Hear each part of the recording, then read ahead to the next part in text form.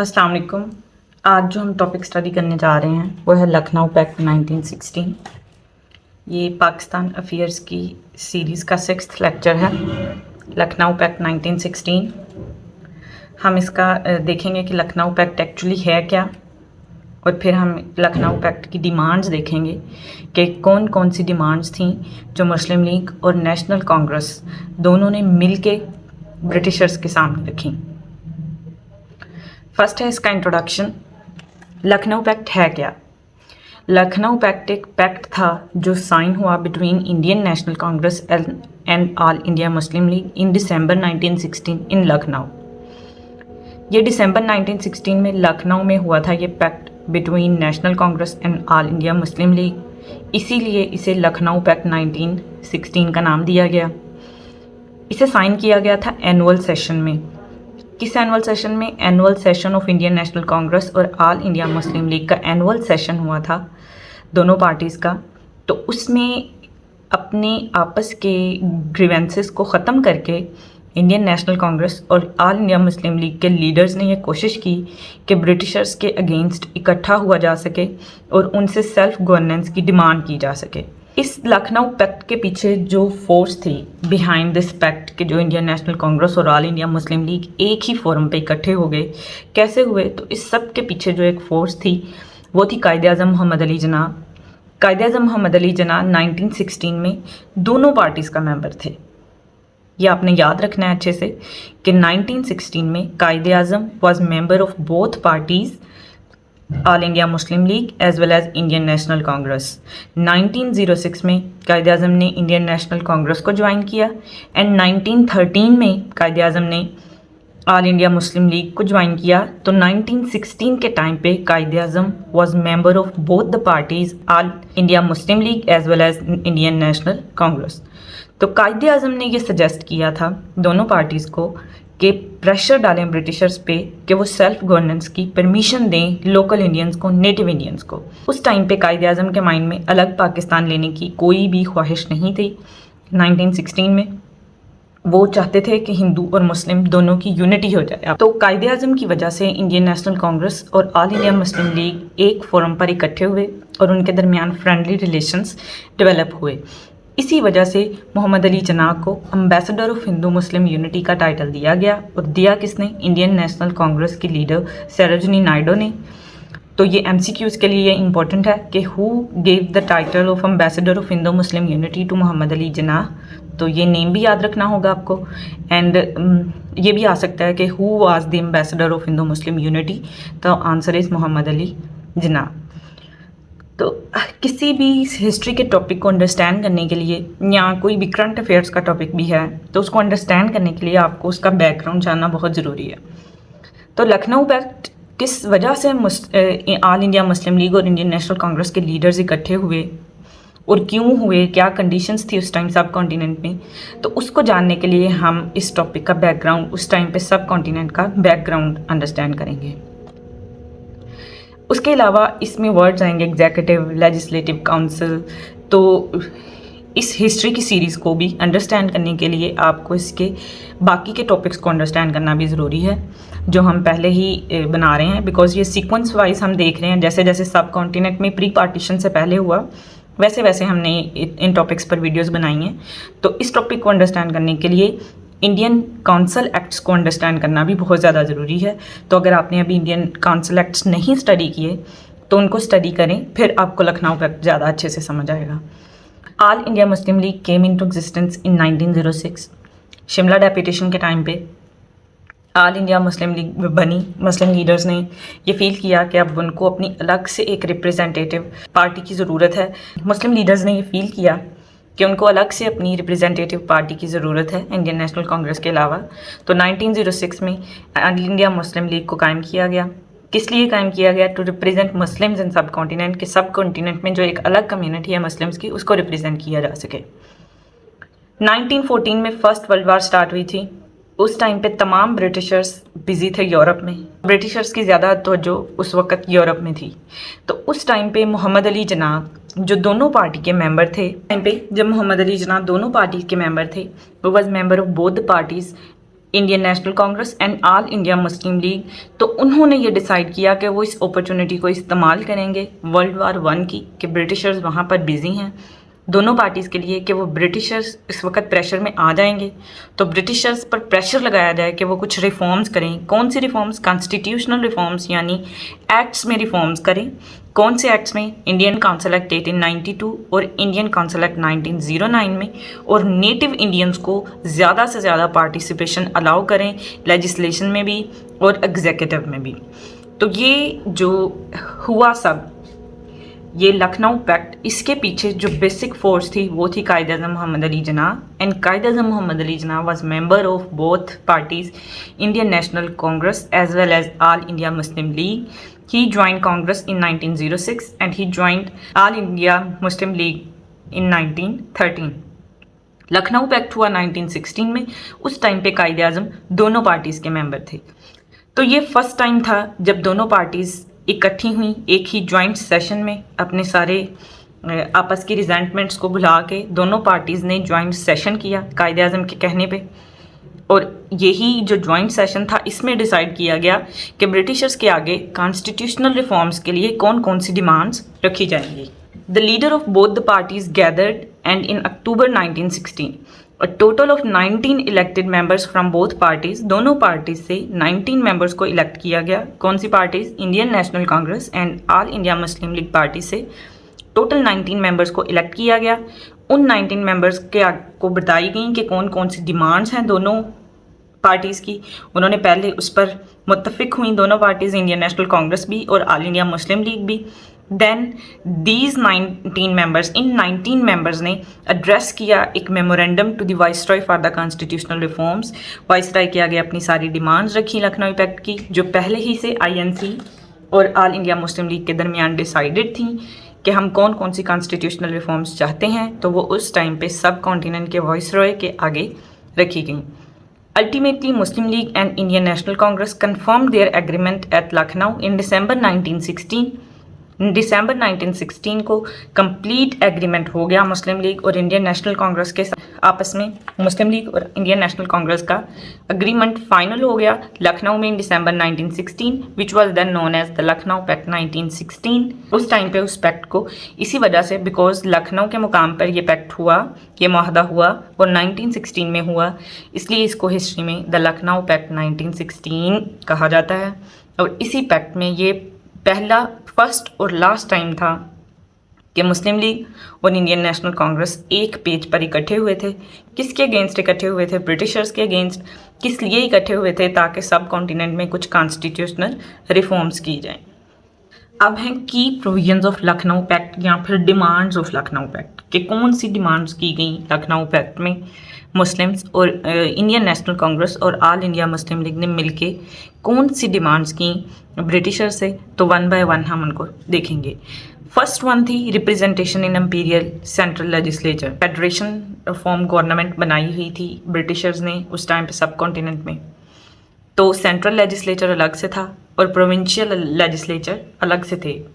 Princely states के अलावा जितने भी प्रोविंसेस थे उन सब के लेजिस्लेचर अलग से थे, और आलमोस्ट 10 लेजिस्लेचर थे जो 1909 के एक्ट में बताए थे ब्रिटिशर्स ने कि इन प्रोविंसेस में अलग से लेजिस्लेचर, प्रोविंशियल लेजिस्लेचर होगा। तो फर्स्ट तो है ये डिमांड थी एम्पीरियल लेजिस्लेचर की, जो सेंट्रल लेजिस्लेचर है। तो एम्पीरियल लेजिस्लेटिव काउंसिल इस इन सेंटर विद 150 मेंबर्स। इससे पहले एम्पीरियल लेजिस्लेटिव काउंसिल में 60 मेंबर्स थे जो 1909 के एक्ट में डिसाइड हुए थे। 1909 के एक्ट में लेजिस्लेटिव काउंसिल के 60 मेंबर्स डिसाइड हुए थे, बट लखनऊ पैक्ट में इंडियन नेशनल कांग्रेस और ऑल इंडिया मुस्लिम लीग ने ये डिमांड की कि 60 नहीं 150 मेंबर्स चाहिए हमें। That's mean 80% seats decision making के लिए वोटिंग होगी, तो 80% वोट्स होंगे नेटिव इंडियंस के। तो डिसीजन मेकिंग के लिए उन्होंने कहा कि हमें 150 मेंबर्स चाहिए लेजिस्लेटिव काउंसिल में, जिनमें से 4/5 इलेक्टेड होंगे और 1/3 सीट्स मुस्लिम्स के लिए होंगी। अब इलेक्टेड में सारे सब कॉन्टिनेंट में से कोई भी आ सकते हैं, कोई भी कम्युनिटी आ सकती है, और 1/3 सीट्स सेकंड नंबर पे मेजॉरिटी होने की वजह से मीन्स सबसे ज़्यादा हिंदूज़ की तादाद थी, सेकंड नंबर पे मुस्लिम्स रिलीजन के लोग सबसे ज़्यादा थे। तो मुस्लिम्स ने ये डिमांड की कि 1/3 सीट्स मुस्लिम्स की होंगी। इम्पीरियल लेजिस्लेचर में 1909 के एक्ट में 60 मेंबर्स थे, लेकिन अब लखनऊ पैक्ट में ये डिमांड रखी गई इंडियन नेशनल कांग्रेस और ऑल इंडिया मुस्लिम लीग की तरफ से कि हमें 80% सीट्स दी जाएं इम्पीरियल लेजिस्लेचर काउंसिल में। 80% सीट चाहिए हमें, क्योंकि किसी भी डिसीजन के लिए 80% वोट्स चाहिए थे। तो डिसीजन मेकिंग के लिए 80% सीट्स नेटिव इंडियंस को दी जाएं, जिनमें से 4/5 मेंबर इलेक्टेड होंगे, सिलेक्ट नहीं होंगे बल्कि इलेक्ट होंगे, और 1/3 सीट्स मुस्लिम्स की होंगी। तो ये फर्स्ट डिमांड थी लखनऊ पैक्ट की। सेकंड डिमांड थी सेपरेट इलेक्टोरेट की। अब ये सेपरेट इलेक्टोरेट को वैसे तो 1909 के एक्ट में एक्सेप्ट कर लिया गया था कि हाँ सेपरेट इलेक्टोरेट दिया जाएगा।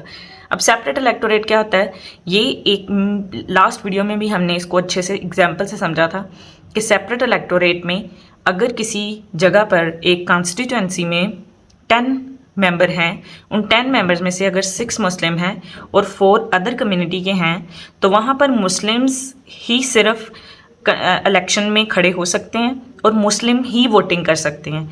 तो इस तरह की जो कॉन्स्टिट्यूंसी है उसको सेपरेट इलेक्टोरेट कहते हैं, कि जिसमें एक स्पेसिफिक कम्युनिटी जो ज़्यादा तादाद में है एक कॉन्स्टिट्यूंसी में, वही इलेक्शन के लिए अपना कैंडिडेट दे और सिर्फ वही लोग वोटिंग कर सकें, तो इसको सेपरेट इलेक्टोरेट कहते हैं। तो इस बात को ब्रिटिशर्स ने तो 1909 के एक्ट में एक्सेप्ट कर लिया था और मुस्लिम्स को अलग से इलेक्टोरेट मिल भी गया था। लेकिन अब लखनऊ पैक्ट में इंडियन नेशनल कांग्रेस ने फर्स्ट टाइम सेपरेट इलेक्टोरेट को एक्सेप्ट कर लिया कि हाँ तमाम कम्युनिटीज़ को, तमाम मिनॉरिटीज़ को सेपरेट इलेक्टोरेट सिस्टम के ज़रिए 33% सीट्स दी जाएंगी। यही सेपरेट इलेक्टोरेट जो पहले सिर्फ ब्रिटिश ने माना था 1909 के एक्ट में, इंडियन नेशनल कांग्रेस ने इसको मुकम्मल तौर पर रिजेक्ट किया था। तो अब इंडियन नेशनल कांग्रेस ने भी इस इलेक्टोरेट को एक्सेप्ट कर लिया। नेक्स्ट है third demand was dominion status. Means ये डिमांड की गई कि हमें सेल्फ गवर्नेंस करनी दी जाए, मींस मुस्लिम्स और हिंदूज़ को सेल्फ गवर्नेंस करने दी जाए सब कॉन्टिनेंट में। ये थर्ड डिमांड थी लखनऊ पैक्ट की। Fourth was introduction of criminal veto. ये फर्स्ट टाइम हुआ, जैसे 1909 के एक्ट में सेपरेट इलेक्टोरेट का कंसेप्ट फर्स्ट टाइम इंट्रोड्यूस करवाया गया, तो लखनऊ पैक्ट में भी ये कम्युनल वीटो का एक कंसेप्ट दिया गया कि अगर एक बिल इंट्रोड्यूस करवाया जा रहा है लेजिस्लेचर में जो अफेक्ट कर रहा है एक स्पेसिफिक कम्युनिटी को, कम्युनिटी मीन्स एक स्पेसिफिक रिलीजन के लोगों को, तो shall not be presented until या unless proved by the community, कि जब तक वो कम्युनिटी खुद अग्री नहीं हो जाती उस बिल पर तब तक वो बिल इंट्रोड्यूस नहीं कराया जाएगा लेजिस्लेचर में, या मतलब उसको प्रेजेंट नहीं किया जाएगा लेजिस्लेचर में जब तक वो कम्युनिटी अग्री नहीं हो जाती, वो सिग्नेचर नहीं कर देते कि हाँ ठीक है ये बिल प्रेजेंट किया जाए लेजिस्लेचर में। तो ये थी फोर्थ डिमांड लखनऊ पैक्ट की। Fifth demand was of autonomous unit. Autonomous units means उस वक्त इंडिया में सब कॉन्टिनेंट में प्रोविंसेस के पास मैक्सिमम ऑटोनॉमी नहीं थी, मैक्सिमम ऑटोनॉमी थी सेंटर के पास, और सेंटर कंट्रोल कर रहे थे ब्रिटिशर्स। मोस्टली एग्जीक्यूटिव में भी ब्रिटिश मेंबर्स ही थे, लेजिस्लेचर में भी ज़्यादा ऑफिशियल मेंबर्स का ही पावर था। तो ऑटोनमस यूनिट्स ज़्यादा से ज़्यादा बनाए जाएं, ये इंडियन नेशनल कांग्रेस और ऑल इंडिया मुस्लिम लीग ने डिमांड की। Indians should elect their governor general. Governor general जो होते हैं अलग से प्रोविंसेस या स्टेट्स के, वो इलेक्ट होके आ रहे थे वाइसराय की तरफ से। वाइसराय ही गवर्नर जनरल को इलेक्ट कर रहा था, तो वाइसराय तो था ही ब्रिटिशर्स का, तो ये गवर्नर जनरल भी इनडायरेक्टली किसके कंट्रोल में थे, ब्रिटिशर्स के कंट्रोल में।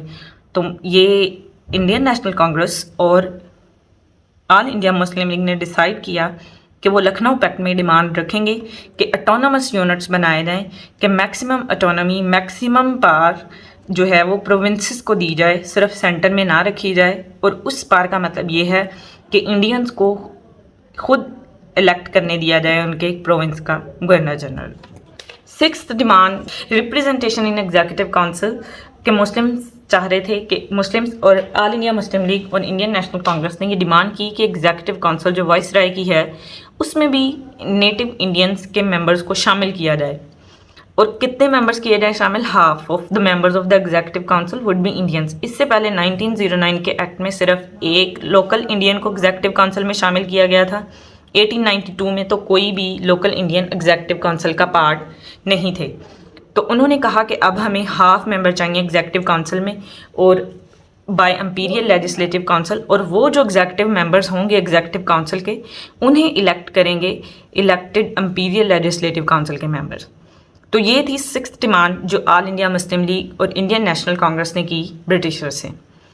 अब कुछ इंपॉर्टेंट डिमांड्स जो अदर की पॉइंट्स में हम स्टडी करेंगे वो थी कि secretary of state of India shouldn't be paid from Indian funds. ये कहा गया कि secretary of state of India जो कि कैबिनेट मिनिस्टर थे और ब्रिटेन में मौजूद थे, कैबिनेट मिनिस्टर वो वाइसरॉय के ज़रिए से इंडियन अफेयर्स को कंट्रोल कर रहे थे और उनको सैलरी इंडियन फंड से दी जाती थी। तो ऑल इंडिया मुस्लिम लीग और इंडियन नेशनल कांग्रेस के मेंबर्स ने ये कहा कि जब सेक्रेटरी ऑफ स्टेट इंडिया में है ही नहीं, वो मौजूद ही ब्रिटेन में हैं, तो उनको इंडियन फंड से सैलरी क्यों दी जाए। तो ये डिमांड थी कि secretary of state of India को इंडियन फंड से सैलरी नहीं दी जाएगी। नेक्स्ट है term of legislative council should be made 5 years rather than 3 years। अब जैसे पाकिस्तान में लेजिस्लेटिव काउंसिल की जो टर्म है वो 5 years के लिए है, उस टाइम पे 3 years थी इंडियन काउंसिल एक्ट 1909 के अकॉर्डिंग। तो ये डिमांड की गई कि इस लेजिस्लेटिव काउंसिल की टर्म को 5 years किया जाए 3 years से बढ़ा के। नेक्स्ट है reserve seats for Muslims in Hindu majority provinces, कि वो प्रोविंसेस जहाँ पर हिंदू की तादाद ज़्यादा है हिंदूज़ की, वहाँ पर मुस्लिम्स के लिए कुछ सीट्स रिजर्व की जाएं जो मस्ट मुस्लिम्स को ही मिलेंगी। नेक्स्ट है provincial legislative will have 4/5 elected and 1/5 nominated members. और ये कहा गया कि जो प्रोविंशियल लेजिस्लेटिव काउंसिल है, जो पहले हमने बात की वो थी सेंट्रल लेजिस्लेटिव की, अब बात है प्रोविंशियल लेजिस्लेटिव काउंसिल की। तो इसमें यह डिमांड की गई कि प्रोविंशियल लेजिस्लेटिव काउंसिल में 4/5 मेंबर इलेक्टेड होंगे और 1/5 मेंबर नॉमिनेटेड मेंबर्स होंगे, जिनको वॉइसरॉय या कोई और भी नॉमिनेट कर सकता है। मोस्ट इंपॉर्टेंट डिमांड जो की गई कि judiciary should be independent to the executive, कि जुडिशरी और एग्जीक्यूटिव एक दूसरे से इंडिपेंडेंट होने चाहिए। उस टाइम पे हो ये रहा था कि हाई कोर्ट्स, प्रोविंसेस की अपनी अपनी हाई कोर्ट्स थी, तो हाई कोर्ट के जजेस were also member of provincial executive. Provincial executive का पार्ट थे हाई कोर्ट के जजेस। तो इस तरह से ये तो एक दूसरे से ओवरलैप कर रहे थे। तो ये डिमांड की गई लखनऊ पैक्ट में कि जुडिशरी के मेंबर्स और एग्जीक्यूटिव मेंबर्स को अलग अलग रखा जाए और जुडिशरी का काम कोई एग्जीक्यूटिव में ना हो और एग्जीक्यूटिव का काम कोई जुडिशरी में ना हो, सेपरेशन ऑफ पावर्स होनी चाहिए। नेक्स्ट है right of discussion over bills and supplementary question right. तो ये लेजिस्लेटिव काउंसिल में लेजिस्लेटिव काउंसिल नेटिव मेंबर्स के लिए ये राइट थे कि उनको राइट दिया जाए कि वो बिल्स पर, चाहे वो मॉनेटरी बिल्स हों, फाइनेंस बिल्स हों या कोई भी बिल्स हों, उन पे डिस्कशन कर सकें नेटिव मेंबर्स और क्वेश्चंस भी कर सकें। क्वेश्चंस का भी राइट होना चाहिए कि ये इस तरह से है तो क्यों है, ये भी हो कि नेक्स्ट जवाब भी दिया जाए उन क्वेश्चंस पर। तो ये थी कुछ इंपॉर्टेंट की डिमांड्स जो लखनऊ पैक्ट में की गई और की किसने, इंडियन नेशनल कांग्रेस और ऑल इंडिया मुस्लिम लीग के मेंबर्स ने ये डिमांड्स की ब्रिटिशर से, मींस वॉइसरॉय को बताया कि हमें ये चाहिए अब नेक्स्ट कॉन्स्टिट्यूशनल रिफॉर्म्स के थ्रू। कुछ डिमांड्स को एक्सेप्ट कर लिया गया और कुछ को पेंडिंग कर दिया। नेक्स्ट है एनालिसिस ऑफ लखनऊ पैक्ट। अब हम लखनऊ पैक्ट का थोड़ा सा एनालिसिस देखेंगे कि क्या इफेक्ट किया इसने मुस्लिम्स को या हिंदूज को। ओके, एक तो पैक्ट से ये क्लियर हो गया कि इंडिया हैज़ डिफरेंट कम्युनिटीज़। वही इंडियन नेशनल कांग्रेस जो पहले ना सेपरेट इलेक्टोरेट को एक्सेप्ट कर रहा था और ना ही ये कह रहा था कि 2 नेशन का कोई कंसेप्ट है। इंडियन नेशनल कांग्रेस के लीडर्स भी मान गए कि इंडिया में डिफरेंट कम्युनिटीज़ मौजूद हैं। फिर both parties INC and AIML had agreed on the proposal of separate electorate। 1909 के एक्ट में जब मुस्लिम्स को फर्स्ट टाइम सेपरेट इलेक्टोरेट की पावर्स मिली, उस टाइम पे इंडियन नेशनल कांग्रेस ही सबसे ज़्यादा अगेंस्ट था सेपरेट इलेक्टोरेट के कंसेप्ट पर। लेकिन लखनऊ पैक्ट में इंडियन नेशनल कांग्रेस और ऑल इंडिया मुस्लिम लीग दोनों ही इस चीज़ पर अग्री हो गए कि हाँ वाकई सेपरेट इलेक्टोरेट का कंसेप्ट होना चाहिए। The Lucknow Pact at that time was called a symbol of Hindu Muslim unity. उस टाइम पे हिंदू मुस्लिम यूनिटी का कंसेप्ट कहा गया लखनऊ पैक्ट को। इवन दो कि ये कंसेप्ट गलत था, ये हिंदू मुस्लिम यूनिटी नहीं, एक्चुअली ये ऑल इंडिया मुस्लिम लीग और इंडियन नेशनल कांग्रेस के लीडर्स की एक यूनिटी थी हिंदू मुस्लिम यूनिटी इसको कहना गलत होगा, बट उस टाइम पे लखनऊ पैक्ट को कहा गया Hindu Muslim unity, which lasted for some time, थोड़ी देर के लिए ही रही है। Muslims had to pay big price of losing majority in Bengal and Punjab to obtain some concession। तो जिस तरह से अगर इंडियन नेशनल कांग्रेस ने मुस्लिम्स की बात मानी सेपरेट इलेक्टोरेट के लिए, तो इसी तरह मुस्लिम्स को भी प्राइस पे करनी पड़ी कि उनको मेजोरिटी खो दी उन्होंने बंगाल और पंजाब में, कि बंगाल और पंजाब को अगर पूरा मिलाया जाए तो हिंदू मेजोरिटी थी तो मुस्लिम्स की मिनॉरिटी बन गई। तो इस तरह से कुछ कंप्रोमाइज़ इंडियन नेशनल कांग्रेस ने किए और कुछ मुस्लिम्स ने किए। तो इसलिए ये बहुत बड़ा पैक्ट था एक सब कॉन्टिनेंट की हिस्ट्री का, जिसमें फर्स्ट और लास्ट टाइम मुस्लिम्स और हिंदूस दोनों एक प्लेटफार्म पे इकट्ठे हुए। और किस वजह से हुए? कायद आज़म मोहम्मद अली जिन्नाह की वजह से, because he was the member of both the parties. तो उन्होंने हिंदूस और मुस्लिम्स को एक दूसरे के करीब लाने में बहुत बड़ा रोल प्ले किया उस टाइम तक, जब तक वो ये सोचते थे कि हिंदू और मुस्लिम्स को अलग नहीं होना चाहिए, they are not separate nations। Last one is conclusion।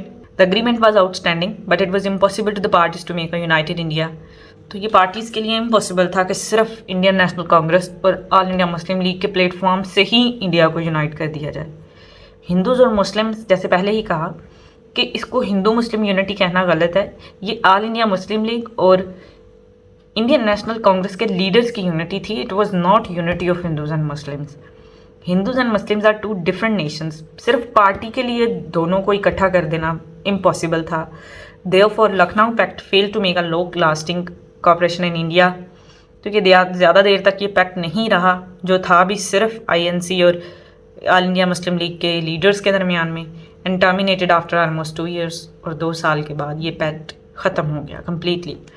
कोई इंडियन नेशनल कांग्रेस फिर सेपरेट इलेक्टोरेट के भी अगेंस्ट हो गई। अब वो नेक्स्ट क्या हुआ, नेक्स्ट सब कॉन्टिनेंट में क्या हुआ लखनऊ पैक्ट के बाद, तो इस सीरीज़ को हम नेक्स्ट स्टार्ट करेंगे और नेक्स्ट वीडियो हम न्यू किसी पाकिस्तान अफेयर्स के इस सीरीज़ के न्यू टॉपिक पर बनाएंगे, प्री पार्टीशन के। तब तक के लिए अल्लाह हाफ़िज़।